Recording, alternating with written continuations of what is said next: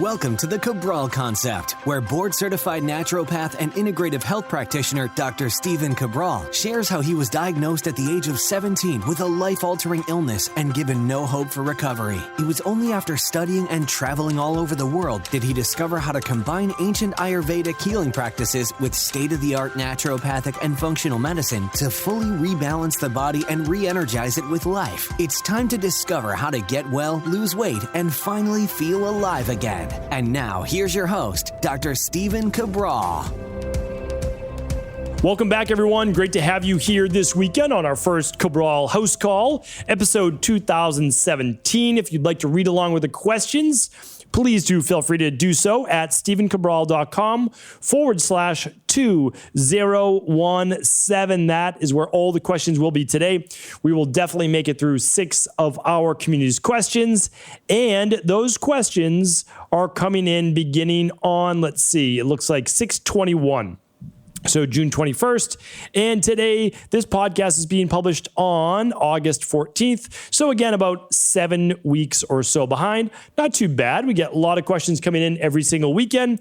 Remember, no need to post your question a second time.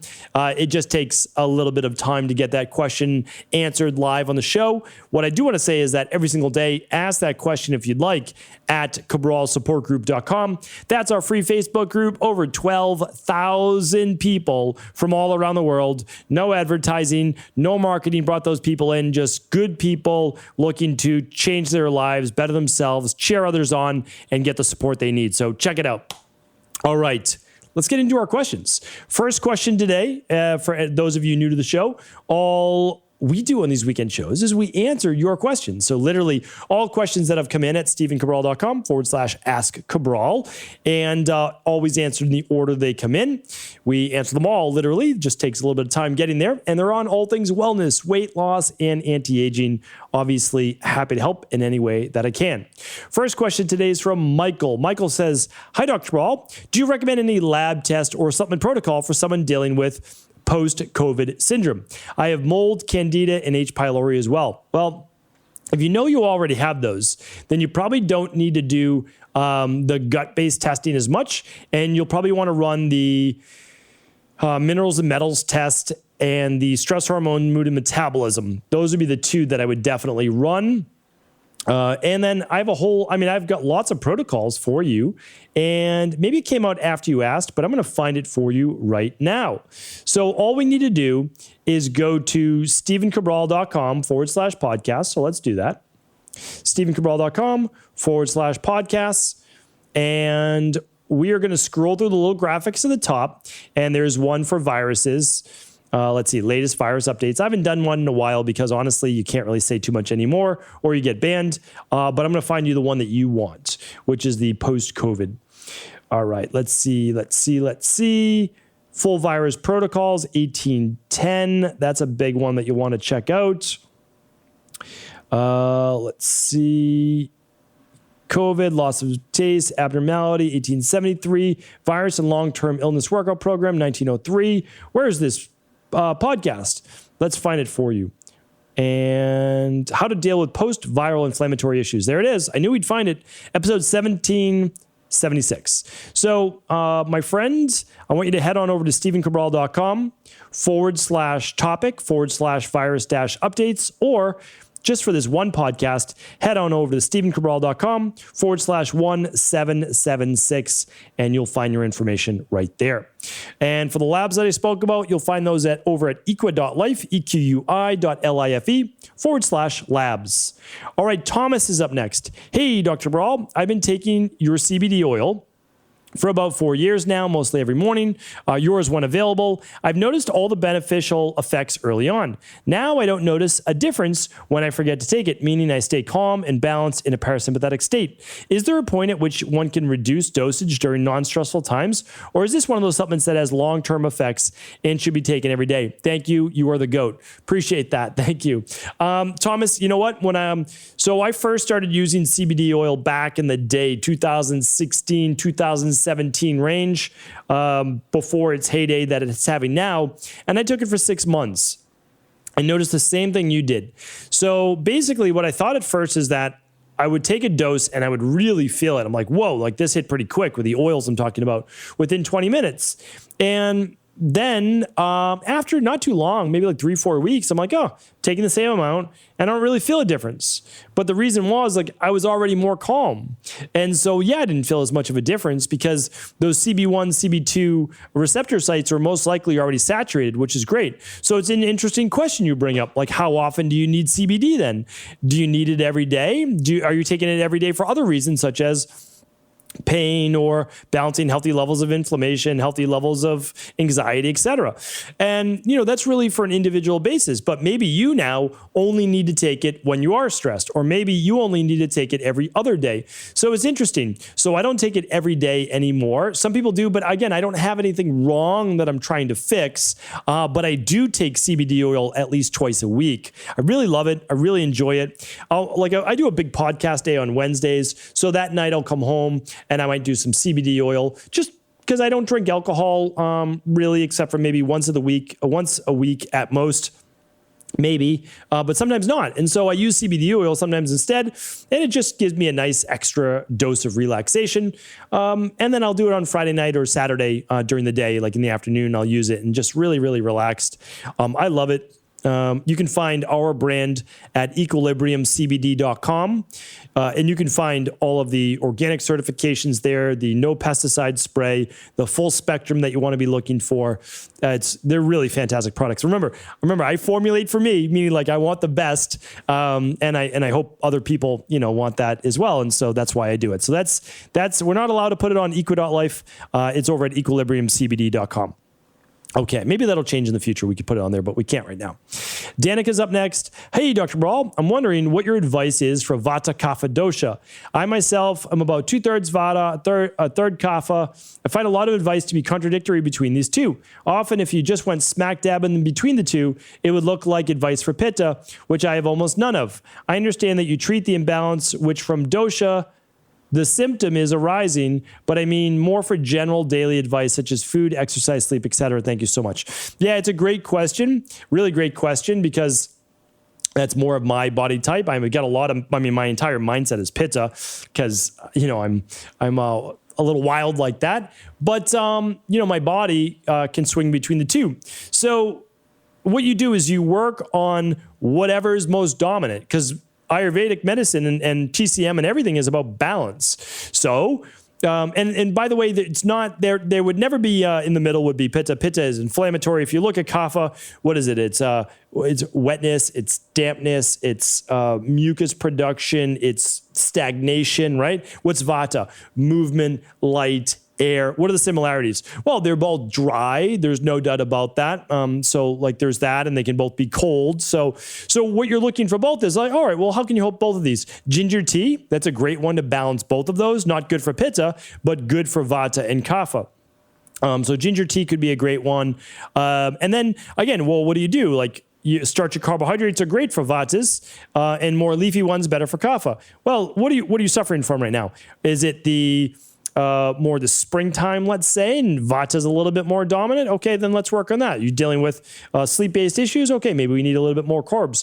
Are we dealing with some weight issues? Okay, then we want to do more of a Kapha pacifying diet, right? More of a Vata, more of a Kapha diet, which is more, or I should say less starchy vegetables and more green vegetables and lower glycemic ones. So all you're trying to do is balance whatever you're dealing with, and that keeps you, and then you realize what works for you. And so that becomes your routine, and it actually may change seasonally. So for me, seasonally, I have to deal with more Vata in the winter, Vata Kapha in the winter, so I get more of the dry skin, and I get more of the mucus-based production. So I balance both of those, and you can do that, again, with something like ginger tea or sinus support's a great one. Hist Pro I use, so those are all great. All right, hopefully that was helpful. I'm happy to answer more specifics as well based on a symptom. Tracy's up next. Hi, Dr. Raul. Have you heard of a product called ASEA? I'd love to hear your thoughts on this. All right, I have heard of ASEA. I don't use it personally. ASEA is basically, I'm going to talk about one of their products. It's a water-based product, and it's based on Redox. I studied Redox really in depth. It's never talked about in natural health because it's I don't know. I think people's eyes would gloss over. They're like, this is really boring, but it's actually not. So redox is basically reduction oxidation.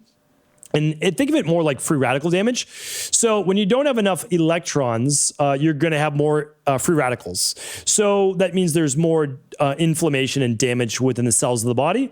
And if you add in more electrons, then you have less free radical damage and potentially less cellular aging and potentially less inflammation. So this is really interesting because I used to do a lot of biochem in my office, and I had redox potential, and I was able to measure that based on urine, saliva samples, etc. I don't do that anymore. There's just not enough hours in the day. You're talking about a 2-hour consultation for an individual, and it could change based on the day. And so there's all sorts of stuff that you have to watch for there.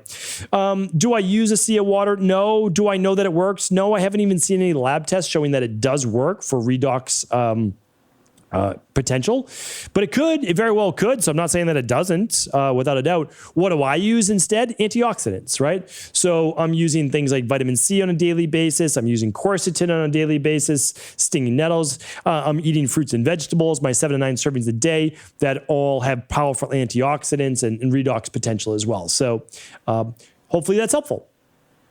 All right, Laura's up next. Hi, Dr. Cabral. I've seen a question in the support group on Facebook about crystal deodorants where only one ingredient is ammonium alum. Is that a safe ingredient or should we stay away from it? Thanks so much and have a great day.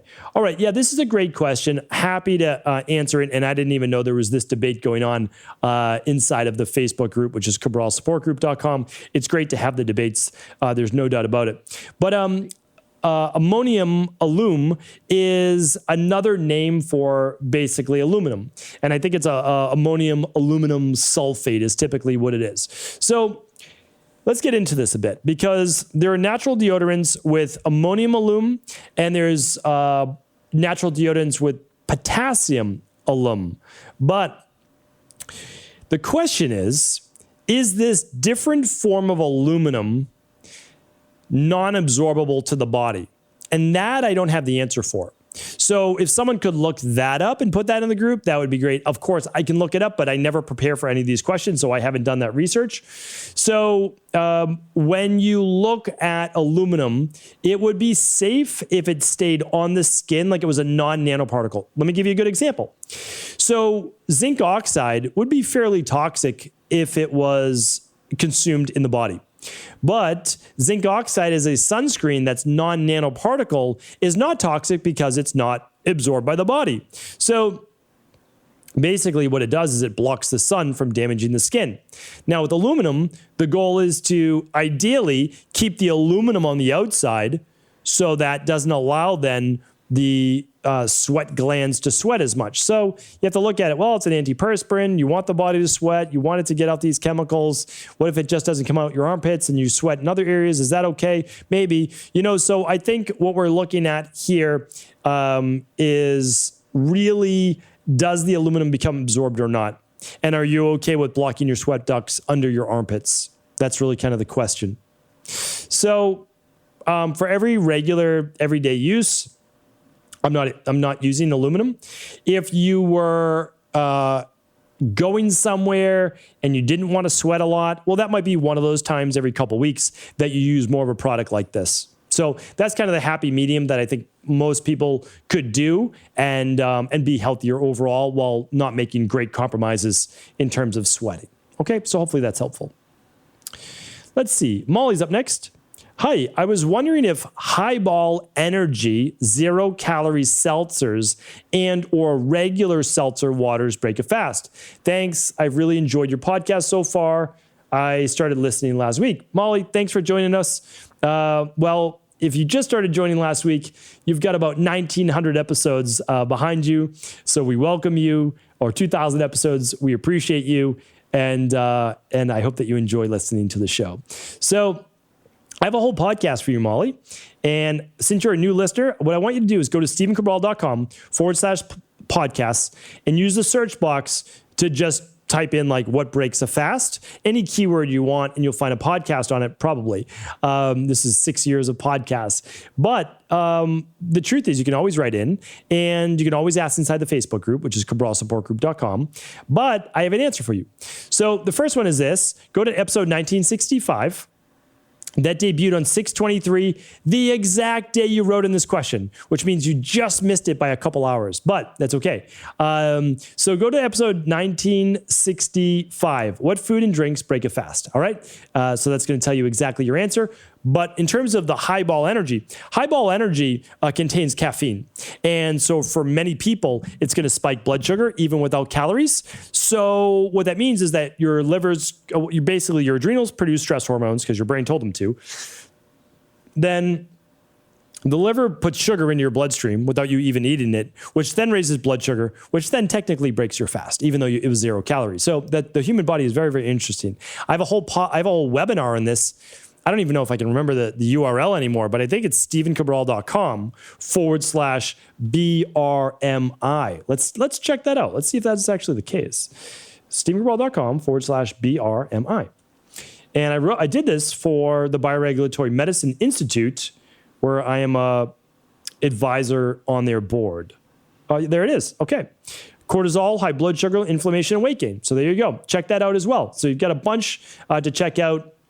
Regular seltzer water, I don't have one with me today, but sometimes I'll drink San Pellegrino, or I will drink the Gerolsteiner, or I will drink Mountain Valley, and all of those will not break a fast. Those are just mineral water, natural mineral water with carbonation, okay?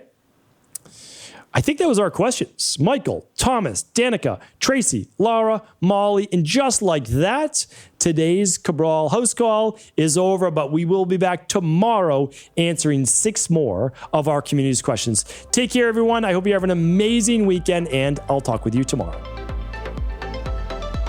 Thanks so much for joining me here today on the show. Once again, I truly appreciate you. And as a valued listener, I wanted you to be the first to know we are debuting a brand new item. This is an everyday item that's going to be great for either one of your kids going back to school or yourself getting back into the work routine. And it is a cooler bag. So it's an eco cooler bag that you're able to take with you, bring a smoothie to work, keep it cold, bring your lunch to work. You can keep it cold. Same for your kids. It has multiple pockets. It's easy to carry around. It's lightweight. It's absolutely perfect for back to that fall routine schedule. And it's yours completely free. This is around $25 value. Yours completely free right now on all qualifying orders over at equi.life. That's eco.life. And you can pick out your favorite protocol, your favorite lab, your favorite nutritional supplements, whatever you've been looking to pick up and purchase. And right now, get a free cooler bag shipped to you completely free on all qualifying orders. I hope you enjoy it. Take some photos, tag us on social, and we'd love to see it. Take care, everyone.